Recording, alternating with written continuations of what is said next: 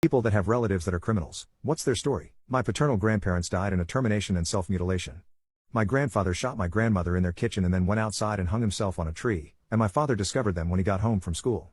This all happened before I was born, and my father's side of the family wasn't involved in my life until I was an adult. My mom divorced him when I was little, and I never met him or talked to him. Didn't hear from my half-siblings and other people on that side until I was 18.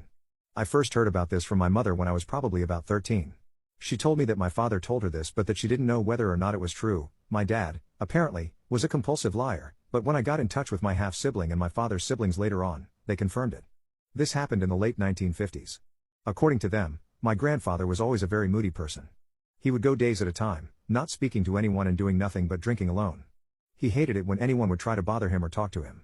My grandmother was very meek, a bit of a shut-in, and while she was more affectionate to the family than my grandfather, she also pretty much kept to herself and didn't do anything more than she had to for the kids. My father's siblings told me that there was a lot of domestic violence in their relationship and that the most emotion they ever saw my grandfather show was when he was screaming at and hitting my grandmother, which was daily.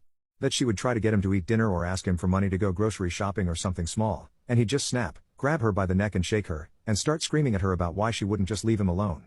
The day this happened, my father's siblings told me was very strange. My grandfather joined them for breakfast before it was time for them to go to school, which was totally odd because he never ate meals with them.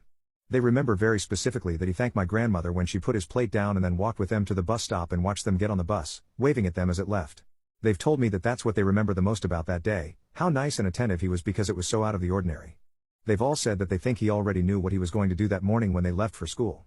One of my father's sisters has told me that it wasn't even shocking that he would kill himself or their mother and that the only thing surprising about it was that she never thought he'd shoot her. There was apparently some confusion about it because none of them even knew that he owned a gun, and that she always thought he'd end up strangling her to death or going too far while he was shaking her and bash her head into a wall or something.